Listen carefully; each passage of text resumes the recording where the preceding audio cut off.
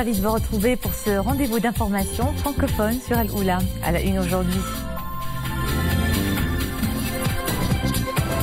À Ifrane, son Altesse Royale le Prince Moulay Rachid inaugure le Michlif Golf and Country Club, aménagé sur une superficie globale de 100 hectares.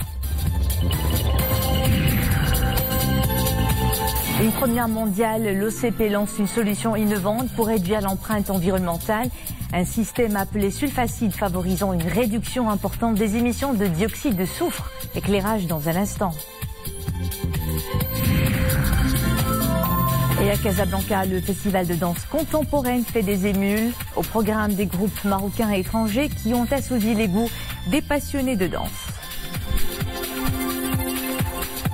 Avant le développement de ces titres, Sa Majesté le roi Mohammed VI a adressé un message de félicitations au président de la République populaire de Chine, Xi Jinping, à l'occasion du 69e anniversaire de la fondation de son pays. À cette occasion, le souverain se félicite des liens d'amitié solides unissant les deux peuples et du niveau excellent des relations de coopération entre les deux pays incarnés par leur partenariat stratégique. Signalons également ces deux messages de félicitations adressés au président de la République fédérale du Nigeria, Muhammadu Buhari, à l'occasion de la fête de l'indépendance de son pays, et au président de la République de Chypre, Nikos Anastasiadis, à l'occasion de la fête nationale de son pays. Sa Majesté le roi a adressé un message de condoléances et de compassion au président indonésien Joko Widodo suite aux puissants séismes et tsunamis ayant secoué l'île des Célèbes, faisant des victimes et d'importants dégâts matériels.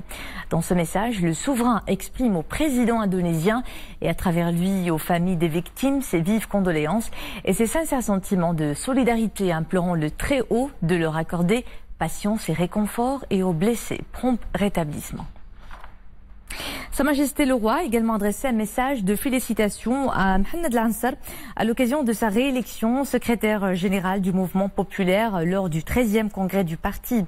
Dans ce message, le souverain exprime à Monsieur Lansar ses félicitations et ses vœux de plein succès dans l'accomplissement de ses missions à la tête du parti, soulignant que la confiance renouvelée en sa personne par les militantes et les militants du parti témoigne de l'estime dont il jouit au sein de cette formation, eu égard à son parcours politique et militant et son engagement à défendre les principes du parti, et ses efforts continuent à renforcer sa position sur l'échiquier politique national pour qu'il contribue, à l'instar des partis sérieux, à assumer ses missions constitutionnelles en matière d'encadrement efficace des citoyens et de consécration de la crédibilité de l'action politique noble qui place l'intérêt général devant toute autre considération.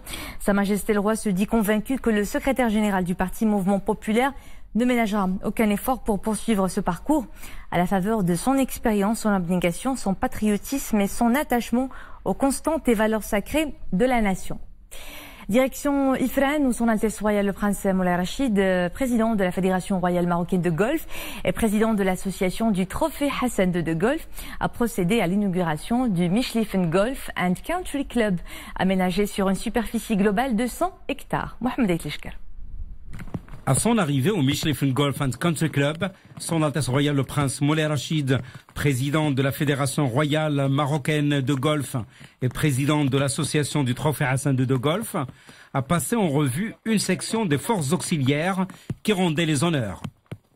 Avant d'être salué par le ministre de la Jeunesse et des Sports, le secrétaire d'État chargé du développement rural et des eaux et forêts, président du conseil de la province d'Ifrane, et le wali de la région Fas Meknès, gouverneur de la préfecture de Fès, ainsi que par plusieurs autres personnalités civiles et militaires.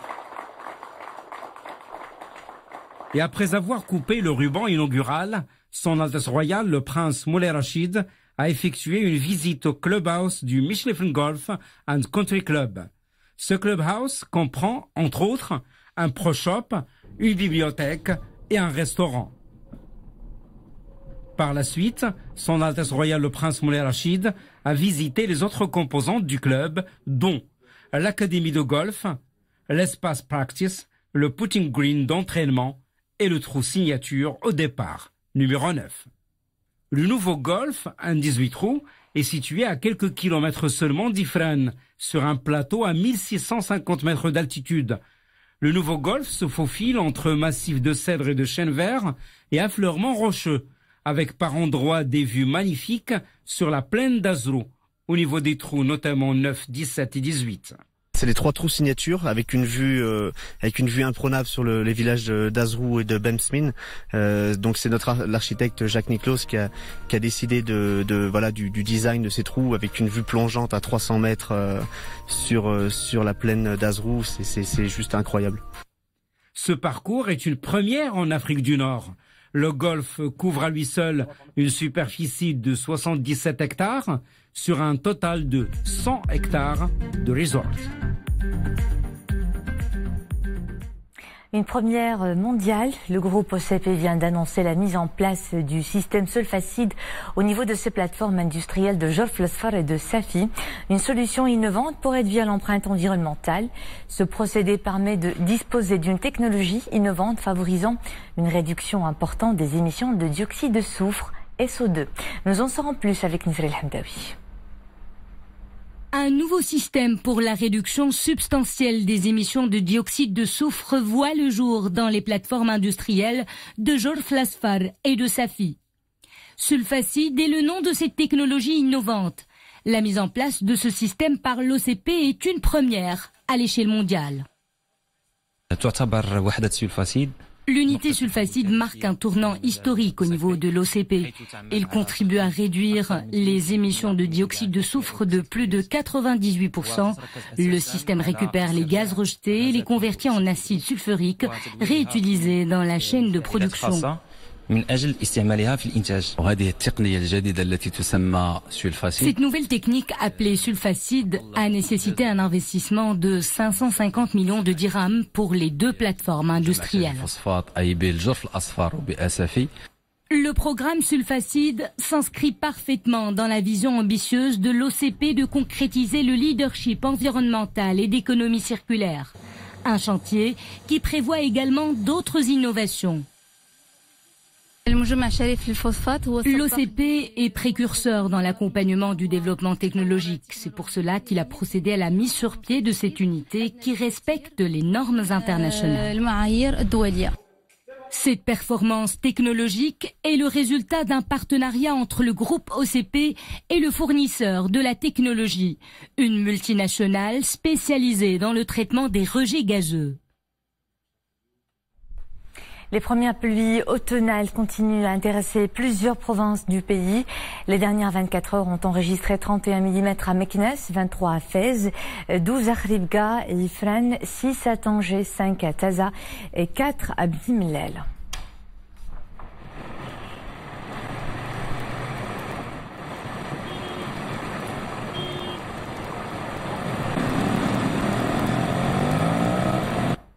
Un lundi pluvieux toujours à Chefchaouen, Guilmim, Sidi Ifni, Assazag, Smarat, Antan, Ouaddahab, Aousserd, El Houssaïma, Berkan, Boujdour, Boulmen, Driouch, El Hajib, Fez, mais aussi à Figui, Gersiv, Ifran, Nador et Taza notamment.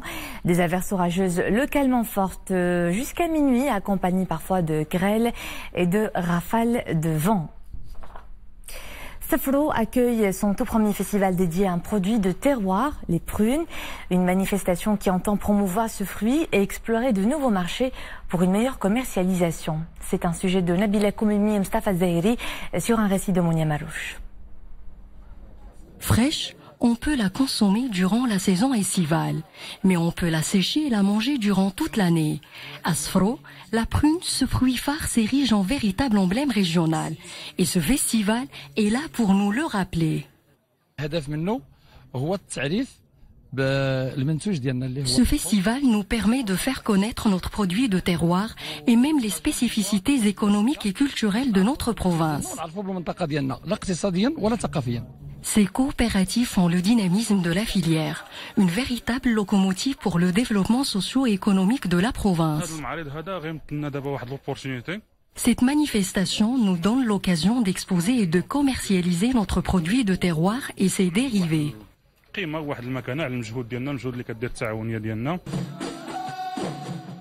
La filière se porte bien grâce notamment au soutien du plan Maroc Vert. 450 hectares de pruniers sont à planter dans la province d'ici 2021.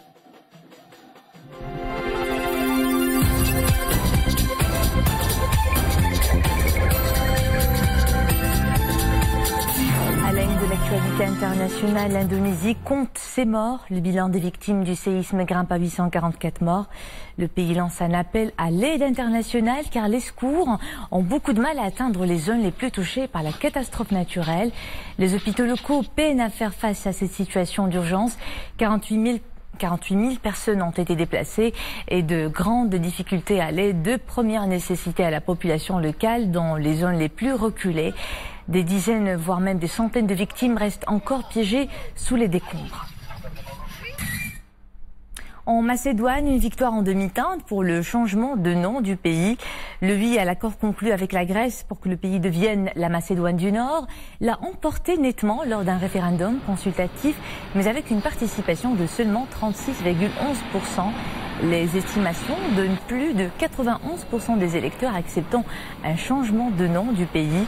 Le Premier ministre grec Alexis Tsipras a exprimé son soutien à son homologue Zoran Zaev pour mettre fin à une querelle commencée il y a 27 ans. L'OTAN a salué une occasion historique et l'Union européenne a appelé toutes les parties à respecter les résultats du référendum. Enfin, un accord entre le Canada et les États-Unis, un accord in extremis pour remplacer l'ALENA, le traité commercial qui lie les deux pays avec le Mexique depuis 1994. C'est le président américain Donald Trump qui a forcé la renégociation de l'accord qu'il dénonçait comme désastreux pour l'économie américaine. En vertu de cette nouvelle entente, Washington obtient un meilleur accès au secteur laitier canadien, protégé d'ordinaire par le système de la gestion de l'offre. Le prix de médecine 2018 Nobel récompense des travaux sur le cancer. Il est décerné à deux chercheurs, l'américain James Allison et le japonais Tasuku Honjo, qui se sont révélés particulièrement efficaces contre des cancers virulents. En stimulant la capacité de notre système immunitaire à attaquer les cellules cancéreuses, les lauréats du prix Nobel cette année ont établi un tout nouveau principe pour soigner cette pathologie. Ils se sont évertués à appuyer sur les bonnes pédales d'accélération du système immunitaire de façon à neutraliser des micro-organismes étrangers.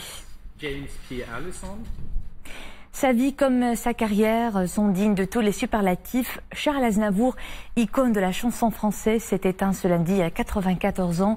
Son œuvre pléthorique lui a permis de rejoindre le panthéon des grandes voix françaises.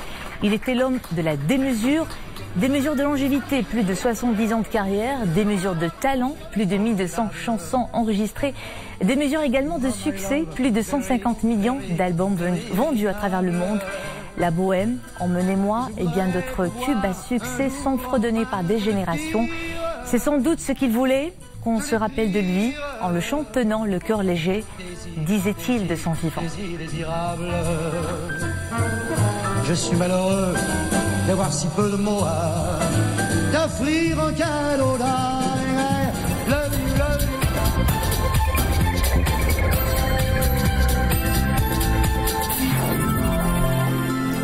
La danse contemporaine fait des émules à la Villa des Arts de Casablanca à l'occasion du festival dédié à ce site de chorégraphie.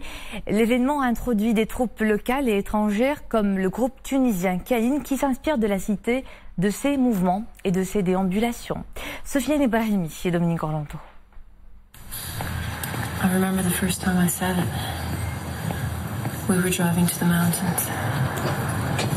Seule une poignée de spectateurs était au rendez-vous ce soir-là dans les jardins de la Villa des Arts. Et l'on devinera très vite parmi eux de vrais passionnés de danse qui se lamentent à juste titre de ne pas avoir davantage de spectacles chorégraphiques à apprécier tout au long de l'année.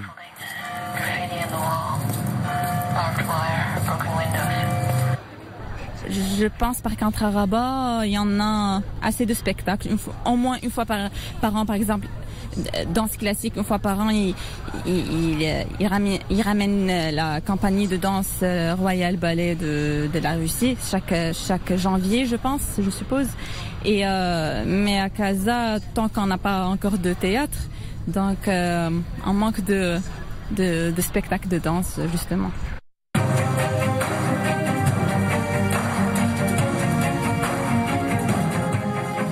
C'est dire à quel point le spectacle du soir se révélera et du seul point de vue de sa rareté comme une vraie chance de découverte et d'immersion soudaine dans ce vaste champ de la danse dite contemporaine. Le spectacle Kain, c'est une restitution des ateliers. En fait, à Casa, on dit, quand je suis tunisien, et Kain, ça me dit quelque chose. C'est quoi Kain? Kain, chez Haja, Kain, chez, il y a quelque chose, toujours se passe quelque chose à Casa, tellement la ville, elle bouge trop, elle fait trop. Et on a essayé de prendre, voilà, l'inspiration de la ville, de Casa, de la vie quotidienne. Les jeunes, comment ils bougent, entre les métros, entre les taxis blancs, les signes, et tout ça, on a essayé avec ce langage, voilà, de chorégraphiquement, voilà, qu'est-ce que ça va donner.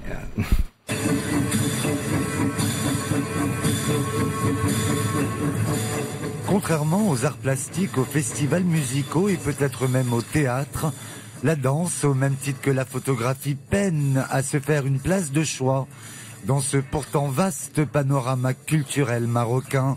Il en résulte à contrario une rigueur et un professionnalisme démultipliés qui est ici consenti par tous ces jeunes chorégraphes dont le moteur essentiel pourrait s'intituler une passion chevillée au corps.